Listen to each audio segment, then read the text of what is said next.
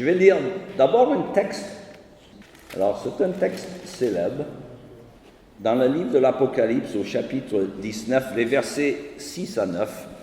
« Et j'entendis comme la voix d'une foule immense, semblable au bruit des grands eaux et au grondement violent de tonnerre. Elle disait « Alléluia ! Loué soit Dieu, car le Seigneur, notre Dieu Tout-Puissant, est entré dans son règne. Réjouissons-nous, exultons d'allégresse et apportons-lui notre hommage. Voici bientôt les noces de l'agneau. Sa fiancée s'est préparée. Il lui a été donné de s'habiller d'un lin pur éclatant. Ce lin représente les actions justes de ceux qui appartiennent à Dieu. L'ange me dit alors, écrit, heureux les invités au festin des noces de l'agneau. Et le texte de notre méditation, que vous connaissez tous par cœur, mais je vais le lire quand même, dans l'évangile selon Jean, au chapitre 2, vous connaissez bien sûr, il s'agit des noces de Cana.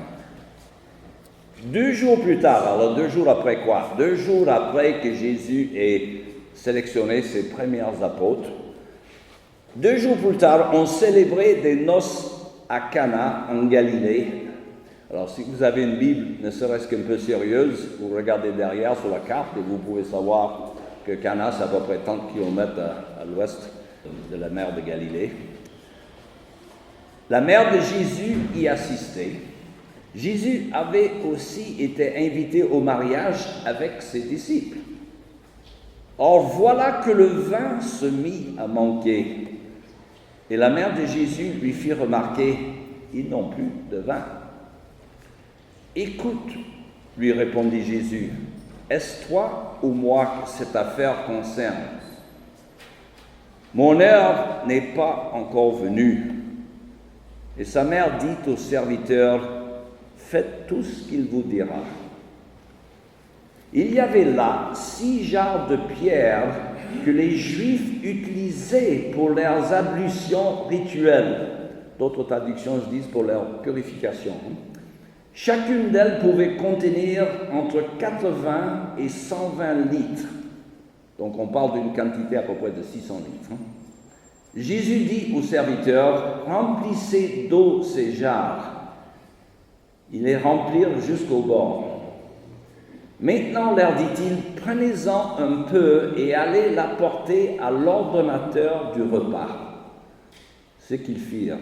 L'ordonnateur du repas goûta l'eau qui avait été changée en vin.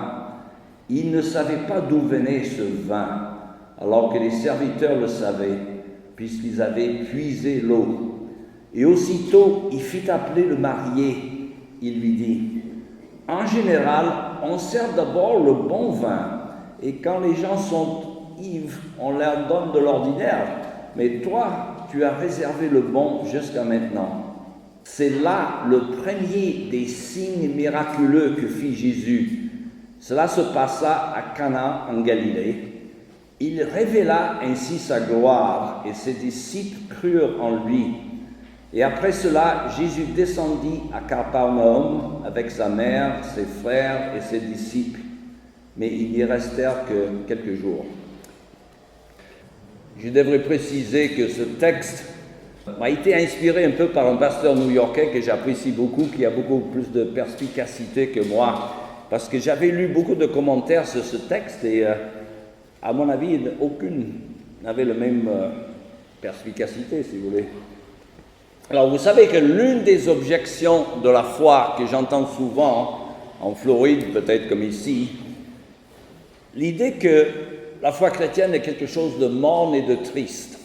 D'ailleurs, quand on chante, pensez-y, Nietzsche, le grand philosophe allemand, disait à un moment donné, il faudrait que les chrétiens chantent les meilleurs cantiques et qu'ils aient l'air un peu plus sauvés, s'ils veulent que je croie à leur Dieu. Pour une fois que Nietzsche a dit quelque chose de vrai. Une fois, j'étais au bord de la plage en Floride et je parlais avec un touriste québécois de l'Évangile. On faisait de l'évangélisation. Il me dit, ne parlez pas de ta religion. Je suis là pour m'amuser. Alors en fait, aux yeux de beaucoup de gens, la foi est une affaire donc d'austérité et de stoïcisme, une ascèse, mortification de la chair. C'est comme si la vie nous présentait deux choix. Ou on s'amuse, on jouit de la vie, ou on se prive de tout en suivant des ascèses typiques de la foi chrétienne. Alors, je partageais cette conviction moi-même en tant qu'adolescent avant de lire l'Évangile. Je précise que j'étais élevé dans la foi catholique romaine, dont la théologie a beaucoup importé de la philosophie grecque, et en particulier le platonisme qui méprise un peu la matière en faveur de le spirituel. Entre guillemets, quel est l'être le plus méchant qui existe? C'est Satan, mais lui, il n'a pas de corps. Quel est le meilleur être le plus bon? Le meilleur qui existe, c'est le Seigneur Jésus. Lui avait un corps, donc ce n'est pas le corps qui est le problème. D'où, je dirais, la conviction non biblique de l'Église romaine selon laquelle Marie serait restée vierge après la naissance du Christ, en dépit du fait que l'Évangile nous donne les noms des demi-frères de Jésus, à savoir Jacques, Jude, Simon, etc. Vous voyez, ils sont influencés plus par la philosophie grecque que par l'Écriture. Or, le premier texte, moi j'étais hippie, j'étais en Inde, je prenais l'LSD et je cherchais le sens de la vie. Et lorsqu'un Indien un jour m'a donné un exemplaire de l'Évangile selon Jean. Et le premier texte que j'ai lu, en fait, c'est ce que nous venons de lire. Nous venons de lire un extrait des Noces de Cana, où le Seigneur fait son premier miracle, à savoir la fabrication d'une grande quantité de vin, dans les 600 litres, pour une fête, des noces. Alors, est-ce bien le geste d'un rabat-joie? Comment pouvais-je réconcilier cette image de Jésus avec celui que je conservais alors? La foi chrétienne n'est-elle pas une ascèse? Les plaisirs de la chair ne sont-ils pas condamnés et condamnables? Alors, que dit l'Évangile à ce sujet? Alors, voici ce qui nous amène à notre texte qui traite d'un événement qui a eu lieu, vous avez compris, très tôt dans le ministère du Seigneur Jésus. En fait, selon la chronologie que nous avons, c'était le premier miracle de Jésus, le premier signe, si vous voulez, que Jésus a fait tout au début de son ministère et qui a duré à peu près 3 ans. Et ça a eu lieu à Cana, petit village de Galilée, comme je disais tout à l'heure, à peu près 30 km à l'ouest de la mer de Galilée. Alors, que faut-il dire au sujet de ce signe? Alors, rappelez-vous l'importance de ce mot-clé chez l'Évangile, dans l'Évangile selon Jean, le signe. Il décrit les miracles de Jésus en utilisant ce mot de signe. Alors, le propre d'un signe, c'est un panneau indicateur, si vous voulez. Donc, ce n'est pas le signe lui-même qui est important, mais c'est ce qu'il signifie qui est important. Alors, si vous avez à la sortie d'Anduze un panneau qui dit « Paris, 750 km », le panneau n'est rien en lui-même. L'importance, c'est qu'il vous donne un renseignement pour vous rendre à la capitale. Donc, c'est ça qui est important, l'information. Les signes, donc, et les miracles de l'Évangile sont importants en ce qu'ils nous transmettent des renseignements importants sur l'identité de celui qui a fait ces signes, à savoir Jésus. Autrement dit, le fait de multiplier, par exemple, les pains et les poissons confirme les paroles de Jésus lorsqu'il dit « Je suis le pain de vie ». Alors, sortir Lazare du tombeau est une façon de confirmer les paroles de celui qui dit « Je suis la résurrection et la vie ». Qu'en est-il de ce signe, donc, de changer l'eau en vin? Qu'est-ce que ça signifie? Alors, avouons que ça paraît un peu bizarre, n'est-ce pas? Pourquoi le Sauveur du monde choisirait-il de faire une chose pareille pour son premier miracle? Car il ne s'agit pas ici d'une question de vie et de mort. Il s'agit simplement d'éviter un peu d'embarras à un jeune couple dont les noces allaient durer un peu moins longtemps que prévu. Ils n'ont plus de vin. Il semble qu'un bon impresario du Seigneur Jésus, il aurait renversé un peu l'ordre des choses. Il aurait peut-être programmé ce miracle un peu plus tard, quelque part avec la multiplication des pains, mais pas au début. Non, au commencement, tu veux que ta vedette. Le Seigneur Jésus arrive sur la scène en faisant quelque chose de grandiose, ressusciter beaucoup de morts ou calmer une tempête ou quelque chose de grandiose pour montrer qui il est. Pourquoi il choisit changer l'eau en vin pour son premier miracle? C'est peu curieux. Pourquoi ce miracle, donc, je dirais, d'importance secondaire? Alors, qu'est-ce que ce miracle nous apprend au sujet de Jésus? Souvenez-vous que l'un des thèmes majeurs de l'Évangile selon Jean est l'identité de Jésus. Moi, je dis toujours aux gens, si vous voulez savoir ce que Jésus dit à son sujet, lisez l'Évangile selon Jean. Et vous avez cette expression qui revient toujours, tous les étudiants en théologie le savent, je suis, je suis ego eimi. Jésus s'identifie avec le Dieu de l'Ancien Testament. Souvenez-vous, dans l'Exode chapitre 3, lorsque Moïse demande à Dieu, Dieu lui dit que tu vas en Égypte pour libérer mon peuple. Et Moïse dit, et quel est le nom de ce Dieu qui m'envoie? Et Dieu dit, je suis celui qui suis. C'est ainsi que tu parleras au peuple, celui qui s'appelle je suis t'a envoyé. Alors celui qui s'appelle je suis le chemin, la vérité et la vie. Je suis le pain de vie, je suis la résurrection et la vie. Vous mourrez dans vos péchés si vous ne croyez pas que je suis. Tant d'affirmations par lesquelles Jésus s'identifie. Alors comment s'identifie-t-il à travers ce miracle à Cana? S'agit-il d'arriver sur la scène comme un bon vivant qui aime le bon vin? Voilà, 600 litres, comme ça. On pense au psalmiste, je n'ai pas lu le texte, mais qui remercie Dieu pour le vin qui réjouit le cœur de l'homme et fait resplendir son visage. Psaume 104. Mais qui était ce Jésus? Pourquoi il fait ce miracle? Comment ce texte nous renseigne-t-il sur son identité et ce qu'il est venu faire sur la terre? Alors, regardez les versets 7 et 8 de notre texte, notre passage, où Jésus ordonne aux serviteurs de remplir les jarres, comme je dis dans les 600 litres, remplir des jarres d'eau, et ensuite il demande que l'on puise de cette eau pour en apporter à l'ordonnateur du repas. Alors, qui c'est celui-là, cet ordonnateur du repas? Alors, dans l'Antiquité, il s'agissait du bonhomme embauché pour organiser les fêtes des noces, et aussi, il fallait qu'il soit un bouton de train pour apporter de l'ambiance. Mais le problème, c'est que son boulot était devenu quasiment impossible maintenant qu'ils n'ont plus de vin, jusqu'à ce que Jésus intervienne. Loin donc, je dirais, de la notion pervertie, je dirais même diabolique, selon laquelle Dieu n'est qu'une espèce de rabat-joie cosmique qui veut nous empêcher de nous réjouir. Jésus, en fait, est celui qui nous amène la joie, la vraie joie, celle qui dure. C'est ainsi qu'il se présente sur la scène, son premier miracle, sa façon de s'identifier. Je suis là pour apporter la vraie joie. Alors c'est vrai aussi, et il nous dira plus tard dans l'Évangile, si nous décidons de suivre le Seigneur Jésus, nous aurons à nous oublier nous-mêmes, à nous charger de notre croix et souffrir avec lui. Mais tout cela n'est que le moyen pour arriver au but final qui est les noces de l'agneau au ciel. C'est le moyen d'arriver à la fête. C'est le but. Alors, nous sommes sur la terre, nous les chrétiens, comme une fiancée donc dans sa chambre en train de se préparer, de se faire toute belle pour ses noces.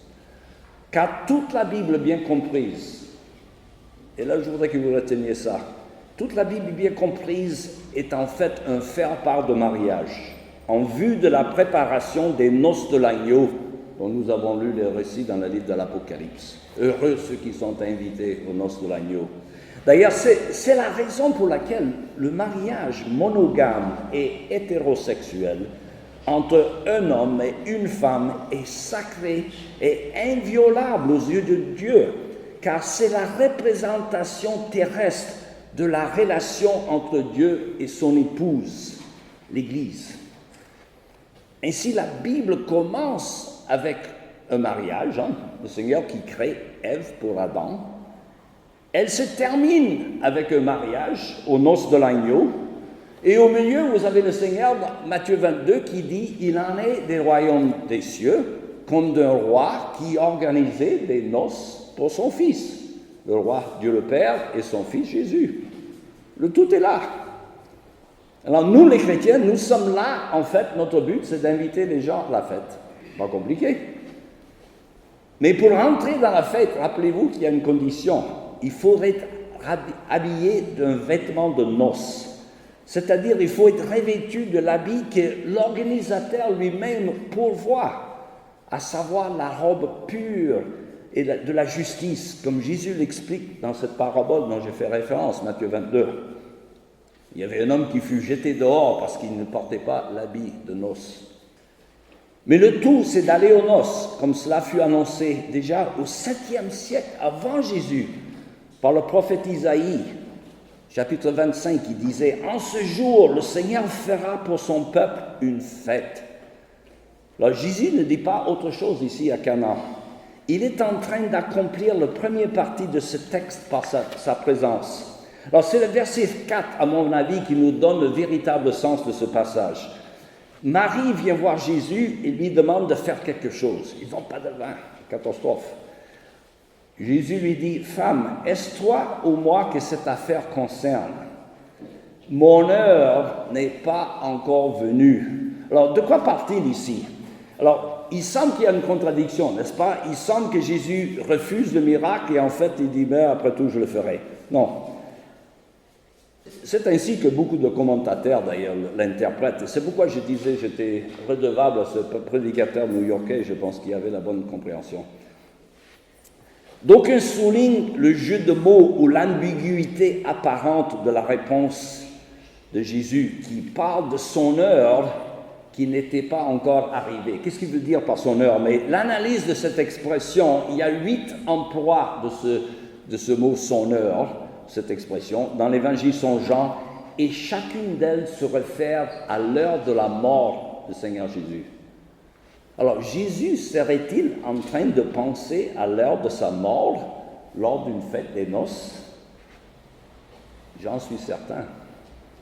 D'ailleurs, je parie qu'il ne se passait pas un jour dans la vie du Seigneur sans qu'il y pense.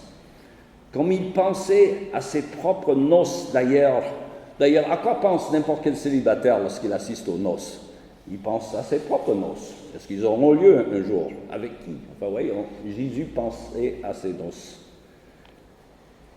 La différence, c'est que Jésus est parfaitement conscient du fait pour que ces noces arrivent, il faudra passer par une épreuve terrible pour acquérir son épouse, pour payer la dot, si vous voulez. Il va falloir être torturé et crucifié. Alors, il le sait, et cela pèse sur son âme. Mes amis, le Dieu de la Bible ne cherche pas un peuple pour le dominer, mais par un surcroît d'amour, il nous a créés pour entrer dans ce que le pasteur Keller appelait la danse cosmique de Dieu. Il nous invite à la fête avec les 3 personnes de la Trinité. D'après l'Écriture sainte, Dieu se décrit comme l'époux de l'Église. Alors, il cherche une relation d'amour que nous pouvons comprendre en comparant avec l'amour entre un homme et une femme. D'ailleurs, le livre des Cantiques est là pour quelque chose. C'est pour nous montrer l'amour charnel entre un homme et sa femme, à laquelle est comparée la relation avec Dieu. De même, Jean-Baptiste, souvenez-vous de lui, se disait l'ami de l'époux. Jean chapitre 3. Et Jésus lui-même, lorsqu'on l'a reproché de ne pas imposer le jeûne à ses disciples, il répliquait que les amis de l'époux ne pouvaient pas jeûner tant qu'ils avaient l'époux avec eux. C'est la fête. Or, Jésus est l'époux de l'Église et nous sommes son épouse. Mes amis, Jésus pense ici à ces noces, les noces des noces qui auront lieu à la fin des temps, mais pour obtenir le vin et la joie, car le vin est toujours symbole de joie dans la Bible. Attention, la Bible condamne l'ivrognerie, on est tous d'accord. Mais pour obtenir le vin quand même, il faudrait passer par la purification. Autrement dit, pour les Juifs, avant d'accéder à la présence de Dieu, il fallait se laver et se purifier rituellement avec l'eau qui était contenue normalement dans ces jarres. Et de même, pour accéder aux noces de l'agneau et le vin qui réjouit le cœur de l'homme, comme dit le psalmiste, il nous faut passer par les jarres de la purification. Alors ces jarres, donc, symbolisent le fait que nous sommes pécheurs et nous ne pouvons pas venir dans la présence de Dieu sans être purifiés. Alors Jésus donc va se servir du contenu de ces jarres, de la purification, pour fabriquer ce qui apporte la joie. De même, son sang sera l'instrument de la bénédiction suprême, qui est la purification de nos péchés en vue de la joie éternelle auprès de Dieu. Alors, un commentateur l'a dit, je l'ai noté il dit « Jésus était au milieu de la joie aux noces de Cana, en train de déguster à petits traits sa future douleur. » Perspicace, je pense.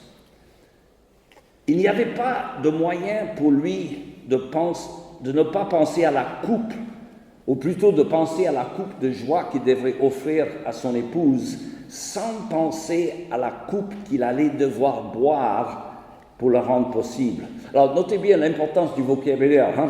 Le vocabulaire est important ici. Il y a des mots qui évoquent des thèmes dans la Bible, qu'on retrouve partout.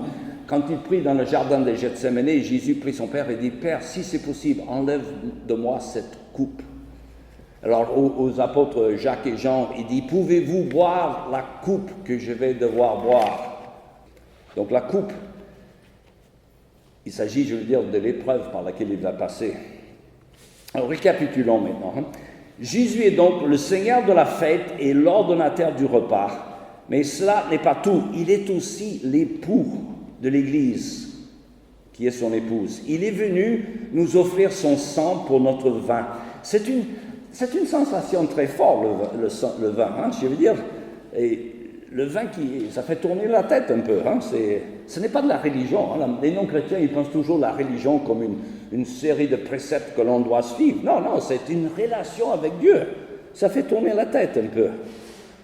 Ce n'est pas une question de rituel, mais c'est une question de relation avec le Seigneur. Dieu il veut nous ravir en fait, nous remplir dans la joie de sa présence.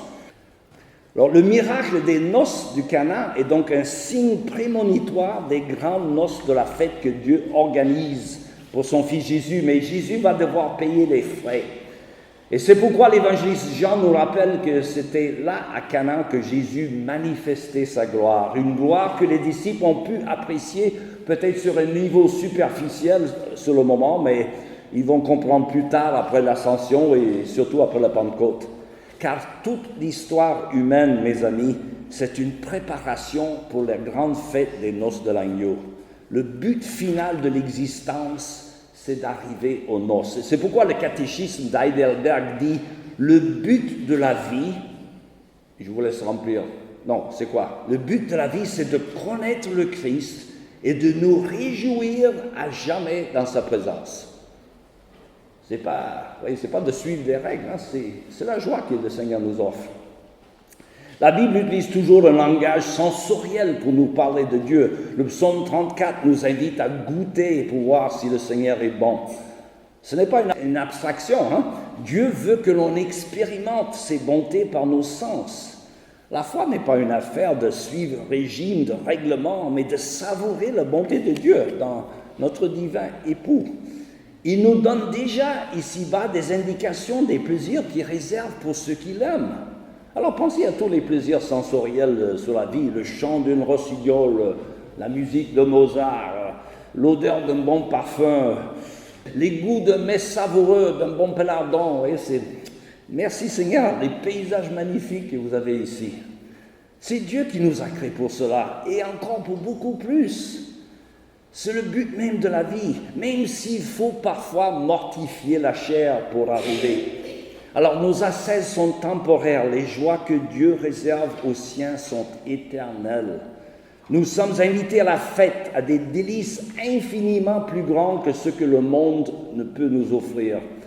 Nous pouvons déjà ici-bas expérimenter le vin de la bonté de Dieu, goûter le Seigneur quand on marche avec lui. Il nous donne la joie dans toutes les circonstances.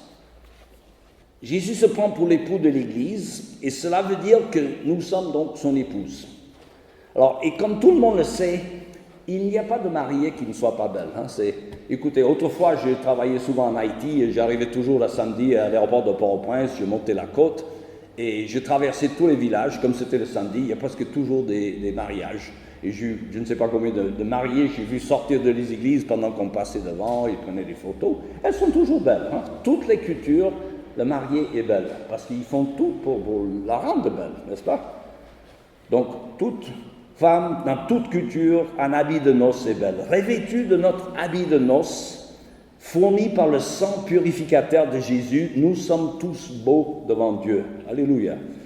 Mais nous sommes aussi comme des mariés des noces en ce que, malgré notre erreur en calculant mal la quantité de vin qu'il fallait, nous recevons le bénéfice de la gloire qui vient du travail de Jésus.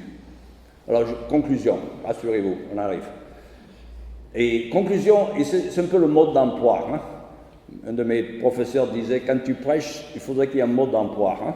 Il dit, imagine, quand tu finis ta prédication, que je suis assis derrière l'église avec mes bras croisés et je te regarde en sortant, so what, disait-il en anglais. Alors, qu'est-ce que ça importe? Mais, mode d'emploi, Jésus ne commence à agir dans notre vie que lorsque nous avouons que l'on est à sec, que l'on est vide. Ils n'ont plus de vin, il n'y a plus rien. Donc, il faut reconnaître notre misère, j'allais dire, pour commencer. Deuxièmement, je dirais, n'ayons pas peur d'aller à Jésus avec même des petits problèmes. Ils n'ont plus de vin, ce n'est pas une catastrophe. Donc, même les petits problèmes. Il est le Seigneur de tout ou il n'est pas le Seigneur du tout. Et troisièmement, soumettez-vous à ce que dit Jésus. Selon l'exhortation de Marie, Marie a dit quoi? Faites tout ce qu'il vous dira. Même si on ne comprend pas, hein? Il en est de même dans la vie de Marie. Marie se rappelle sans doute des anges qui lui ont annoncé la naissance de son fils, hein? Et un tas d'autres choses. Elle savait qu'il était un enfant particulier, qu'il savait plus que nous. Il fallait donc lui obéir, lui faire confiance. Et enfin, et je dirais avec délicatesse, aux célibataires ici et aux mal mariés, il y en a toujours, je dis que le mariage parfait vous attend au ciel.